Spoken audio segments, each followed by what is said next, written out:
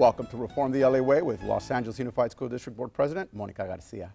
I'm Jorge Briceño, Director of Instructional Television for KLCS. On this episode, a look at the pilot school programs throughout the district, how they're different, and how they work. We'll be joined later in the program by Principal Esther Soliman and Teacher Isabel Morales, both from the Los Angeles High School of the Arts. Monica, welcome back. Pleasure to be sitting here with you again. Thank you. Now, the last time we were talking, we mentioned the 5 goals that the district has set up as part of this reform effort. And I'd like, if you will, please go over those goals again, what they are and how the district is moving forward to achieve them. Sure. And every day, in every way, we all have to be focused on what is our mission. And the board has set up 5 goals to help us do that.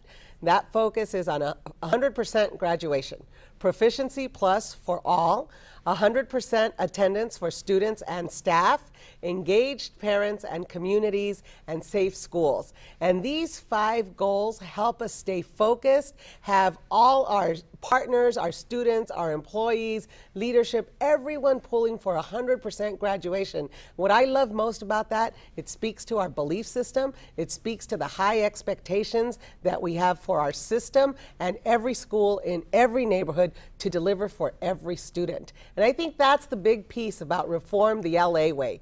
We're holding ourselves accountable to reach every student. And I'm really proud of that. I'm really proud that we're a district, that we're focused, we're all looking the same way, and we're working hard every day. Now, those goals, they're summarized very nicely. Obviously, there's a lot of layers to these, and I'd like to dig a little bit into one of these, and that's the attendance. We're talking about attendance as a budget issue, and in our last program, we talked about per pupil funding. And if you will, I'd like to hear more about what does that mean, and how does that impact achievement, which is what we're ultimately wanting to achieve. Absolutely, and 100% attendance for students and staff means that everyone is at work every day, everyone is at school learning every day, and that helps our budget as well as our goal of achievement. Per pupil funding means that it's a system of bringing dollars into the system that's going to follow each student. And it's very difficult. Today we balance on norms, we budget on programs, and we're trying to transition into helping every student, every school have choices around how to spend those dollars. So if you have 500 students, what is the dollar amount that those 500 students generate? And then that campus or that school would have decision-making authority over those dollars to pay for their faculty, to pay for the services provided. And it's very difficult. We're not there yet, but it is one of those things that can help us get to equity. It can help us make sure we're investing in every student, in every school in an equitable way. And it also makes us accountable for what are we doing with those dollars. Right now, there's a piece of the money that stays at Central and we allocate to schools by formula. In our pilot schools, every faculty has the authority to make decisions about some of those dollars. And what we find when local decisions are made around how to spend dollars, they're focused on what do those 500 students need? How can we best reach the goals of this school for these students? And that takes it away from what is the big LAUSD budgeting for all of the schools as if they would all be the same, as if all students' needs would be the same. Well, you mentioned, and I remember a real life example, being at a school site when we'd start the school year, and because of our projected budget, we'd be able to start limited in terms of the number of teachers that we had. And I could imagine where if a school, as you stated, knows their budget up front, knows how much those students are going to generate because those students have enrolled, then they'd be able to start every classroom with a qualified teacher ready to go on the first day. So I would imagine that's at least one of the impacts that we would see. It is one of the impacts. And what we're seeing with our pilot schools, sometimes schools will decide we want smaller class sizes,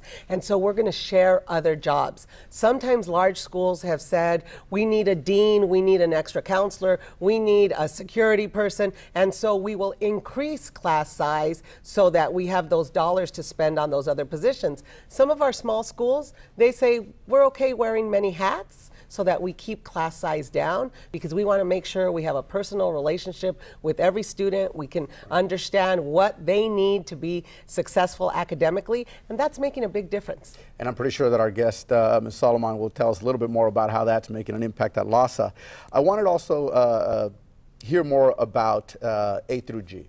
Now, this was an initiative that I know was very dear to your heart. You spearheaded this through many years ago. Yeah. It's in place. Where is A through G now? Is it where you think it needs to be? Do we still have some way to go? Where do you envision A through G being, and how is that, again, impacting the achievement of our students? Yeah. So I remember June 14th, 2005 was the day that the board voted under Jose Huizar's leadership to approve A through G as the default curriculum for LAUSD. We became a leader in the country that day, and we have a long way to go. So today we have an assessment of which high schools are offering which courses that are A through G acceptable. What that means is we want every kid to have the opportunity. We want every kid to have access to classes that are meaningful, to classes that are helpful, college and career relevant. So while it's already been over 6 years and we are down the road, because when you look at pilot schools, most of them, I think maybe all of them, have an A through G program. Most charter schools have an A through G program. Any major reform that we have instituted, linked learning or multiple pathways, many of our magnet schools, you think about Bravo Medical Magnet, they have an expectation that the academic program will be strengthened by an industrial or an industry relevant, career relevant component. And what that means is we want to make sure that kids know what they're learning matters to whatever job opportunities they want to have. Well, I'm sure you've heard it. I've had the opportunity to go out, interview students, talk to them, and it always tickles me whenever I hear them referencing their A through G requirements, and I'm thinking, Monica would be pleased to hear that this is now part of the vocabulary that students are using as part of their education and owning this education. Let me touch on a little bit on what you said about leadership. I had the pleasure of being at the Education Summit. You were on one of the panels, and Secretary of Education Arnie Duncan was there keynoting. And he said, what happens in LA doesn't stay in LA, referencing our educational system and many of the reforms that LAUSD is doing. And he mentioned that as hard as things are right now, this is an opportunity.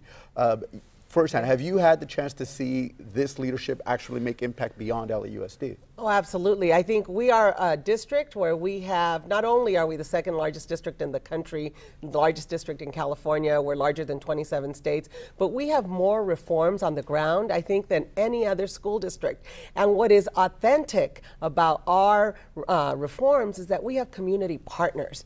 And so definitely our teachers are leading the bulk of those reforms. We have external partners to support the work at the school sites, and we have partners like our Chamber of Commerce, our United Way, we have the LA Compact. What Secretary Duncan said to us is, you are leadership, and we're counting on you to show us the way. So here in Los Angeles, we have not only turnaround schools, but we have turnaround communities, and we have evidence that there should be multiple ways to get there. So not one reform for everyone, but you're going to hear today about the Kennedy campus, where we have wall-to-wall pilot schools. This is a large 23-acre campus that the district fought for 15 years to bring to the students of the Mid-Wilshire community, right in the heart of Koreatown, a super urban center where only 6 blocks around the campus could we fill the campus of 4,000 kids. Wow. So we're going to hear how teachers took the leadership to model something new, and we have 6 small schools working together. Well, as you mentioned, we're going to hear firsthand from the principal of one of those pilot schools, and we will be right back with Esther Solomon and teacher Isabel Morales from the successful LA High School of the Arts. But first, we'd like to share with you a preview of a new KLCS series called A Student's Life. One key aspect of the district's reform goal is achieving 100% graduation, as we've already stated, and one particular element of this effort is the recovery of students who've dropped out of school. This is all part of an initiative entitled Motivate, Accelerate, and Graduate. Take a look.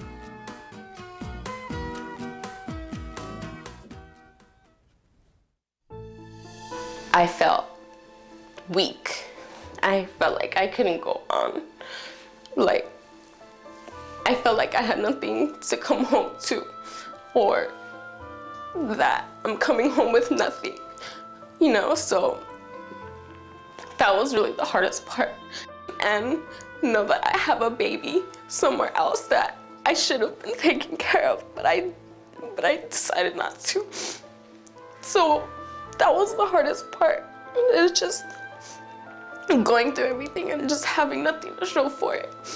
With Alina in particular, we felt like she had a tremendous amount of potential, and we didn't want to lose her. So we felt like, okay, if we try to engage her from all aspects. I know she had a lot of struggles at home, a lot of issues that she hadn't been able to really deal with.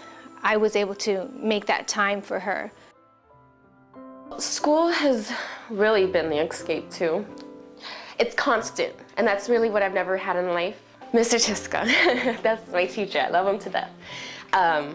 He's just the calmest, nicest, down-to-earth, good teacher, best teacher I've had. Alina is my only student for that hour, and so I can have her in whatever class or classes she needs to be in. I often start pregnant moms with infant study.